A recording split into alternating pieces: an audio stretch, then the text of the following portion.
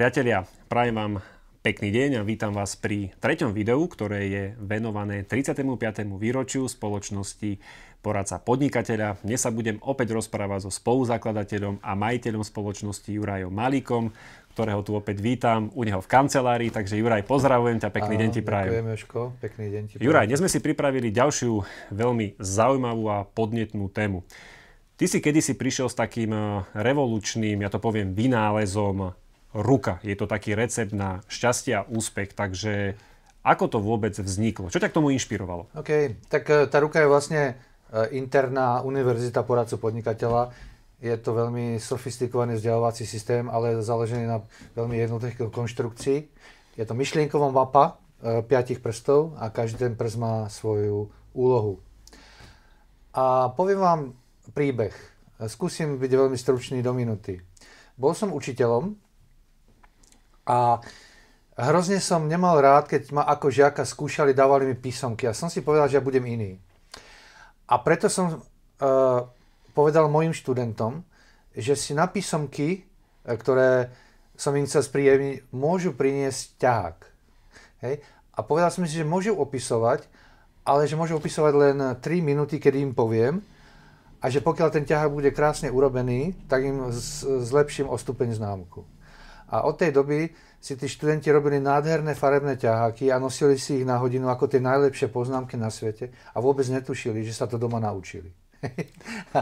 No a tento model vlastne toho ťaháku, ktoré človek má stále pri sebe, som inštaloval aj do tej ruky. Pretože ruka je nástroj, že človek ju má stále pri sebe a preto som si povedal, do 5 prstov vložím všetko to, čo má vedieť líder, manažer alebo človek, ktorý chce osobnostne rásť a na sebe pracovať. Tak. Dobre sa o tom počúva, ale aby aj naši diváci mali možno takú lepšiu predstavu o tom, ako taká ruka vyzerá, tak poďme sa na to spoločne pozrieť aj po vizuálnej stránke. Dobre. Pre takých fajnšmekrov som si pripravil rukavičku. Kto by chcel, tak si tú ruku môže natiahnuť na svoju ruku. A ona má vlastne tých 5 prstov. A prvý prstík je palec. A je veľmi dôležitý, pretože to je palec opozitný. Bez neho by sme nič neuchopili. A ten som nazval radostný. Hej? To znamená, keď nemáte radosť, nič v živote sa vám nepodarí. A máte dve možnosti. Buď začať s radosťou na tom pracovať, alebo keď už ste v nejakom procese, tak sa pokúsiť tú radosť nájsť. Ináč to nebude fungovať. Druhý je ukazovák, vizionár. To znamená, človek by mal vedieť, čo bude robiť za 3, za 4, za 5 rokov. Bez tohto prsta sa jeho rast nezaobíde, pretože bude blúdiť. Tretí je indián a nazval som ho indián preto, lebo indián koná veľmi rýchlo a nazval som ho konaj do 3 úderov srdca alebo si nápad zapíš. Ano? Je to veľmi silná myšlienka. Buď ľudia prokrastinujú, to je jedna polovica ľudí, nešťastníkov, a druhá polovica ľudí je, že keď aj niečo vymyslia, tak si to nezapíšu. A to je druhá polovica nešťastníkov, že si nerobia poznámky. Ale ja ti teraz do toho, Juraj, skočím a práve tento tretí prst, alebo toto tretie odporúčanie, o ktorom hovoríš, ja som ho tiež začal v praxi realizovať a naozaj to funguje, je to výborné. Snad nie z tejto ruky odvodený. Áno? Áno, áno. Vážne? Si sa nechal inšpirovať? Áno, áno. Tak klobúk dole. Keď sme sa spolu prvýkrát rozprávali, to bolo pred myslím rokom a pol, tak naozaj som začal konať do 3 úderov srdca. Ono to naozaj funguje. No tak už si iný človek, vidíš. Tak. Hej. Dúfam, že lepší. Motivuješ ma, áno, byť stále lepší a lepší. Dobre. Takže to je tretí prst, indián. A štvrtý prst je hrdina. 4x4 som ho nazval. A tie štyrky majú svoj význam, je to štvrtý prst. Prvá štvorka je, si taký, ako by boli 4 ľudia, s ktorými sa najčastejšie stretávaš. Ale to by bola nuda. Hej? To by bolo ako tvoji súrodenci alebo rodičia. To je dobré, ale nepohneš sa z miesta. Ale tá druhá štyrka je dôležitá. Si taký, akí sú 4 hrdinovia, ktorých si vo svojom živote vyberieš a študuješ ich. Neznamená len ich obdivovať. Dôležité je ich študovať. Ako to dokázali. Takže toto je hrdina.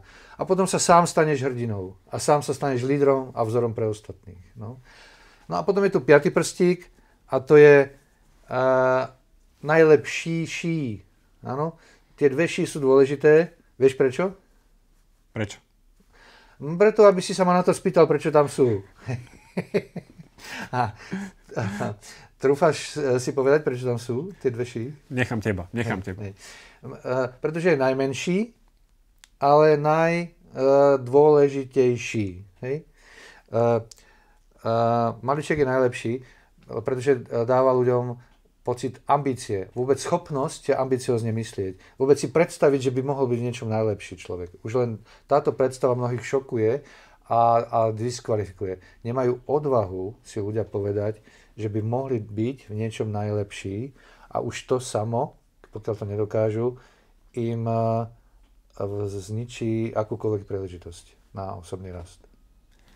To je veľmi dôležité, čo si teraz povedal, naozaj veľmi, veľmi dôležité, ale idem sa ťa ešte spýtať. Ty si aj taký vizionár, ty rozmýšľaš aj do budúcnosti, tak určite sa ťa chcem opýtať, že či neplánuješ aj do budúcnosti tú ruku, ten nástroj ruka teda nejakým spôsobom upgradeovať, niečo tam vylepšiť alebo doplniť? Áno, doteraz vlastne tá ruka bola len našou internou akadémiou, univerzitou a poradca podnikateľa na nej vyrástol a celý holding, ale povedal som si, že ju dám k dispozícii ľuďom, ktorí sa chcú vzdelávať. To znamená, pracujem na jej praktickej verzii pre verejnosť. Áno, takže toľko. A ponorím ju aj do umelej inteligencie. To znamená, ona bude mať v sebe už programy, ktoré budú ľuďom vlastne modelovať ich postup, pokiaľ by sa chceli zlepšovať. Takže áno, bude to učiaci nástroj pre verejnosť. Takže tešíme sa. Áno, za peniaze. Tak to si tak dobre odľahčil na záver. No lebo ide z toho byť produkt, normálna ako, vlastne škola, špeciálne typ vzdelávania, hej, ktorý som presvedčený a dávam aj záruku, že to dovedie k cieľu merateľnému. To znamená buď zvýšenie obratu, zisku alebo trvalej udržiteľnosti. Dokonca som pripravený dať garanciu vrátenia peňazí, pokiaľ sa im to do roka nepodarí cez tento model. Takže idem až do takejto veľmi silného osobného presvedčenia funkčnosti. Tak ja si myslím, že už teraz si určite presvedčil viacerých ľudí ísť do toho, ale každopádne budeme držať palce, nech to vyjde, nech sa tá ruka úspešne rozvíje a nech zasiahne čo najväčší počet ľudí a nech prináša ten zaslúžený recept na to zdravie, šťastie, pohodu. Ďakujem. Ešte chcem dodať na záver, pokiaľ ste si všimli, tak tú ruku som predstavil behom 3-4 minút. To znamená, ona je veľmi rýchlo zapamätateľná a predstaviteľná. A pokiaľ sa človek pozrie a zadíva na svoje prstíky, tak si každý deň, ráno, na obed alebo večer vie urobiť veľmi rýchlo rekapituláciu svojho dňa alebo svojho života. Či mu všetky prsty fungujú a či niektorý nezaostáva. Hej? Či náhodou niektorý není zlomený, alebo nedaj Bože nefunkčný. Takto. Priatelia, je to jednoduché a naozaj funguje to, takže neváhajte a vyskúšajte to tiež.